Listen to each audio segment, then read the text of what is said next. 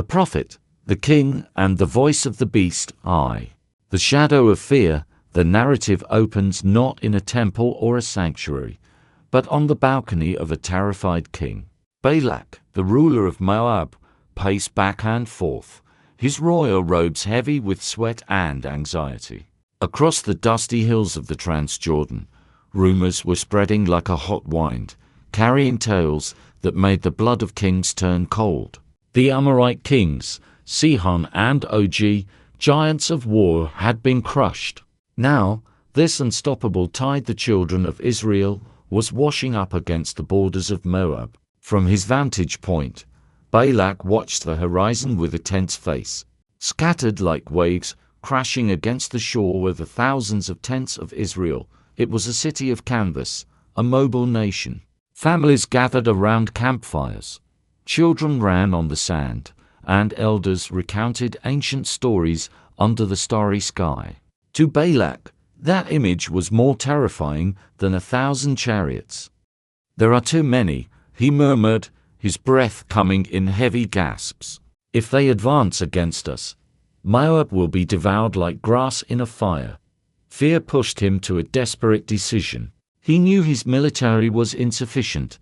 His spears could not pierce the shield of the God who walked with these people. He needed another tool, something invisible, spiritual, and lethal. In the ancient Near East, curses were considered weapons as potent as iron. A man with the right connection to the divine could speak words that would wither crops, break armies, and doom nations. And there was one name that was spoken with a mixture of respect, awe, and caution: Balaam, too. The man of two minds, Balaam son of Beor, was no ordinary seer. He lived in Petha, near the Euphrates River, hundreds of miles away. Yet his reputation had crossed borders and deserts. Where he blessed, prosperity bloomed. Where he cursed, ruin followed. He was a freelancer of the spiritual world, a man who seemed to have a hotline to the divine. Balak decided he would pay any price. He sent a delegation of his highest-ranking princes, laden with chests of silver and gold, the fees of divination. They crossed plains, rivers, and mountains, carrying a clear mission: bring Balaam to Moab to utter words that would break the strength of Israel. The irony was thick in the air. Balak feared the people of Israel, but he did not fear their God. He operated under the pagan assumption that deities were transactional, that with enough gold and the right rituals, the divine will could be bought, bent, or bribed. He imagined that a curse could undo a blessing pronounced by the creator of the universe. When the dusty messengers arrived at Balaam's simple home, they presented the offer. "A people came out of Egypt and now covers the whole land. Come and curse them so that we may defeat them. Our king will reward you with great riches." It was a seductive proposition.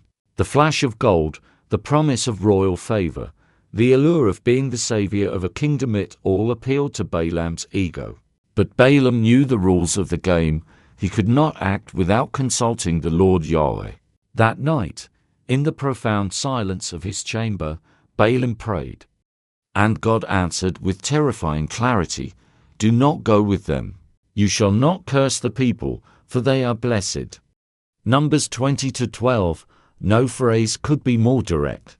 Israel was under divine protection, shielded by an irrevocable decree. The blessing was not a mood, it was a state of being. The next morning, Balaam gave his answer to the princes. "Go back to your land. The Lord has refused to let me go with you." It seemed like the right response. But look closer. Balaam did not state the reason. He didn't say, "Israel is blessed by God, and opposing them is suicide." He simply said, "God won't let me go." He left the door ajar, implying that the constraint was merely procedural, not fundamental. The messengers returned to Balak with the news. The king, filled with frustration but also political cunning, concluded immediately the price was too low. He sent a second delegation, more princes, more honorable than the first, with a blank check. "Let nothing hinder you," they pleaded. "I will do whatever you say."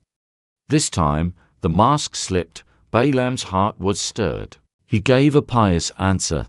Even if Balak gave me his house full of silver and gold, I could not go beyond the word of the Lord. But then he added the fatal postscript, "Stay here tonight, that I may know what more the Lord will say to me." What more? God had already spoken.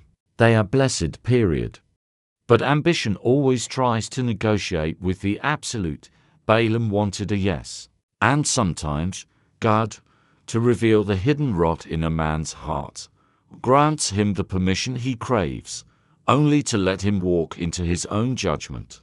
That night, God said, "If the men have come to call you, rise and go with them. But only the word that I speak to you, that shall you do." It was a test, and Balaam failed it by accepting it. He rose early in the morning, saddled his donkey, and rode out with a heart full of greed, thinking he had won 3. The vision of the beast, the road to Moab, seemed peaceful.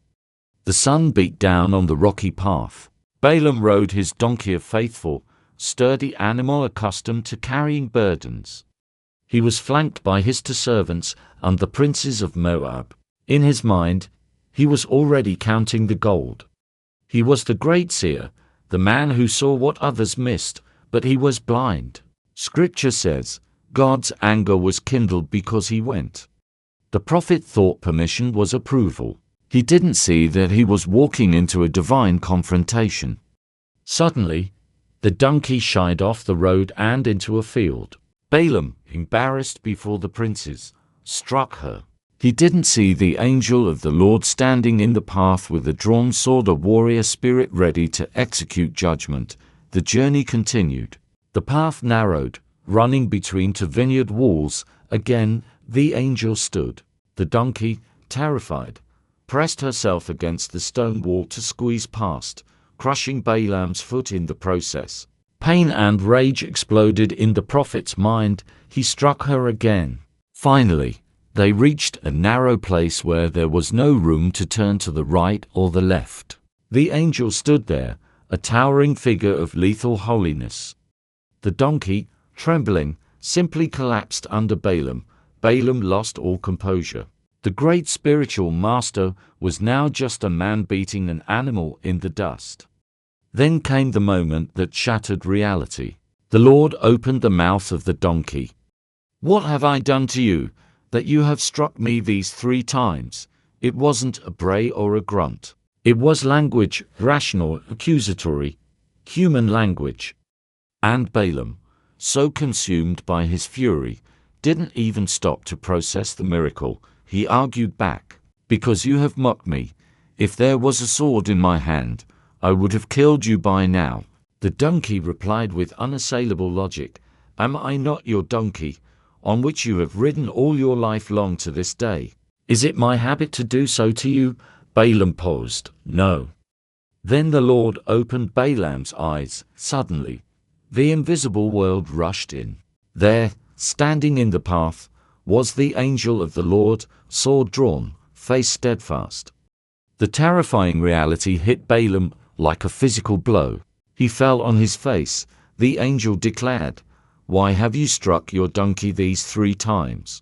Behold, I have come out to oppose you because your way is perverse before me." The donkey saw me and turned aside. If she had not, I would surely have killed you and let her live. The irony was crushing.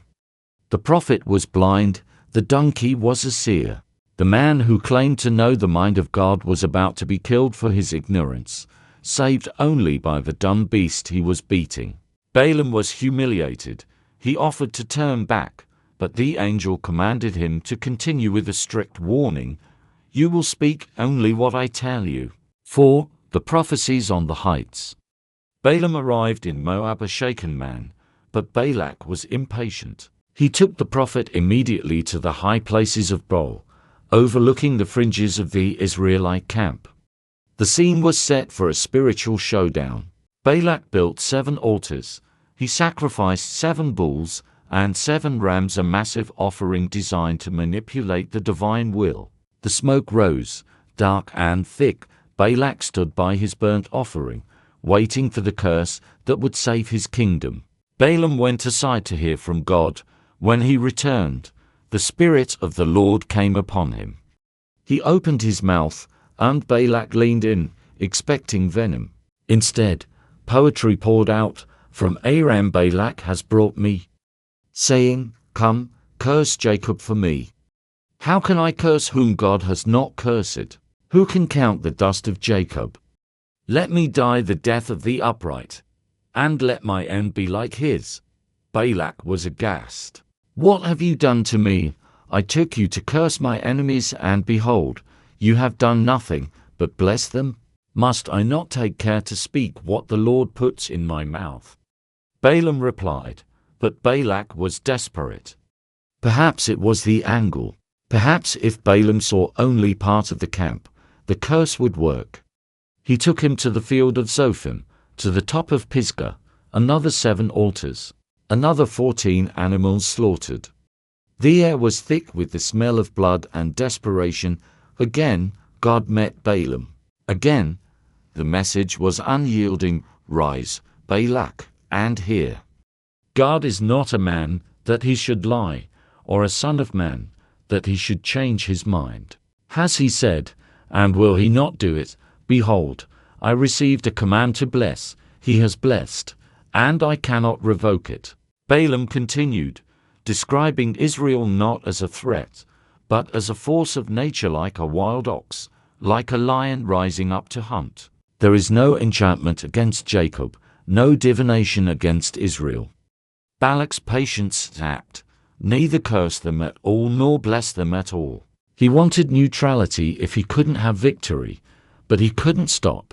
He took Balaam to a third location, the top of Peor, overlooking the wasteland. This time, Balaam didn't even bother with the rituals of divination. He looked out over the wilderness, saw the tribes camping tribe by tribe, and the Spirit of God came upon him with overwhelming force. The oracle of the man whose eyes opened. How beautiful are your tents, O Jacob, your dwelling places, O Israel. Blessed is everyone who blesses you, and cursed is everyone who curses you. It was the covenant of Abraham, Genesis 12:3, echoing over the mountains of Moab. Balak struck his hands together in fury. Flee to your place. I said I would honor you, but the Lord has held you back from honor. The star and the scepter. The king turned to storm away. But Balaam wasn't finished. The Spirit wasn't done. Come, Balaam said, his voice dropping to a terrifying register. I will let you know what this people will do to your people in the latter days. This was unsolicited. This was free. And this was the heaviest word of all. Balaam looked past the tents, past the desert, past the centuries. I see him, but not now. I behold him, but not near. A star shall come out of Jacob, and a scepter shall rise out of Israel. It shall crush the forehead of Moab. The prophecy pierced the future. It spoke of a king who would rise from this nomadic people to dominate the nations. It spoke of a scepter, a symbol of absolute rule. It spoke of a star and light guiding the way. Centuries later, Magi from the east, perhaps, studying the archives where men like Balaam were remembered, would see a star and travel to Bethlehem. Looking for the King of the Jews, the donkey-riding prophet had seen the donkey-riding Messiah. Balaam, the man who wanted gold, predicted the king who owns the world.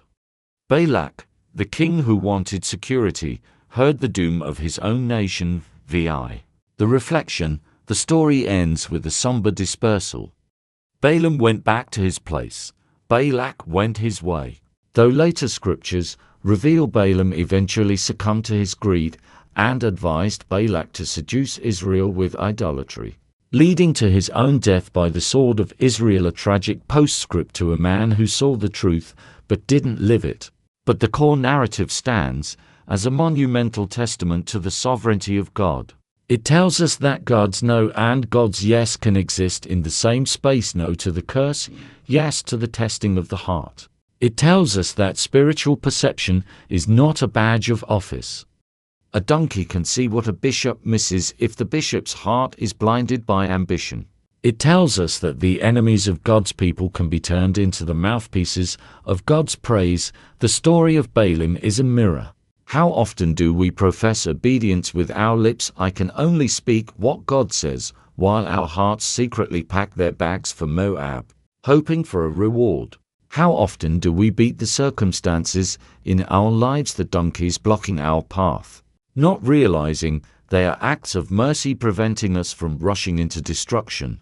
And ultimately, it points to the star, the immutable, unbribable, unstoppable king whose coming was announced by a pagan sorcerer on a dusty mountain. God's will prevails, his word remains, and his blessing cannot be reversed.